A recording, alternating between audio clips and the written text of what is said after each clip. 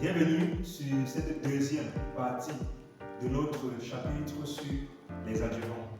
Alors nous avons précédemment parlé des adjuvants modifiant l'ouvrabilité du béton et en quelques minutes nous allons parler des adjuvants modifiant la prise et le durcissement du béton. Alors je vais juste vous donner les grands points. À vous d'aller faire vos propres recherches pour comprendre davantage sur les adjuvants. Okay?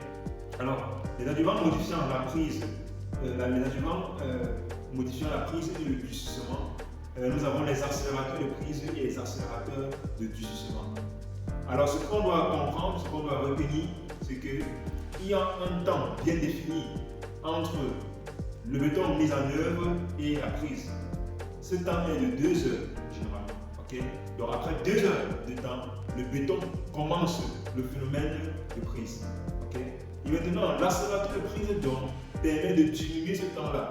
Donc, en fonction du résultat recherché, on peut réduire le temps de prise à 1 heure, 30 minutes, n'est-ce pas?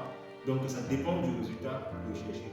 Le durcissement également, les accélérateurs de durcissement également, c'est pareil, n'est-ce pas? Ça permet d'accélérer le durcissement du béton. Alors, pour qu'on comprenne parfaitement, un exemple, c'est que la résistance à la compression du béton à 1 jour est généralement de 25 mégapascales.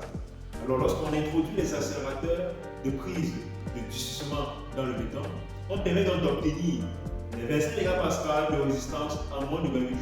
Ça peut être de 20 jours, de 22, de 25, ça dépend vraiment du résultat qu'on recherche.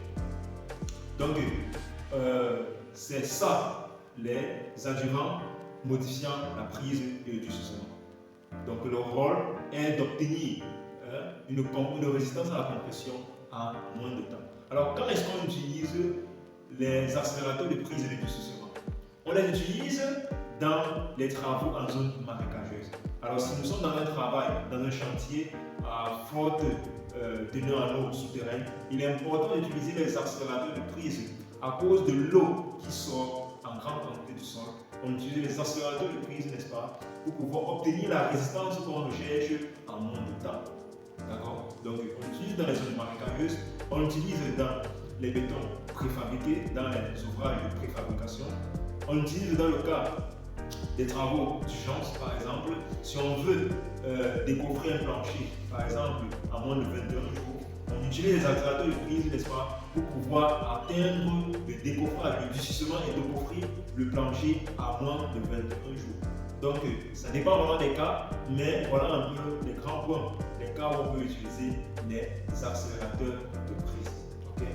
Donc, vous ferez d'amples recherches vous-même sur les accélérateurs de prise. Il y a vraiment beaucoup à dire là-dessus. Je vous invite vous-même à aller faire vos propres recherches et surtout à partager avec moi en commentaire afin qu'ensemble nous puissions grandir en connaissance dans le domaine du génie civil.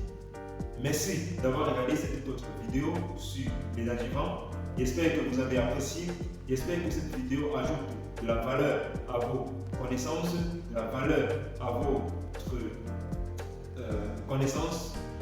Je vous invite à vous abonner massivement à la chaîne, à partager, à activer la cloche de notification, à liker la vidéo. Liker la vidéo, ça fait plaisir de voir les likes. Et à très bientôt pour une nouvelle vidéo.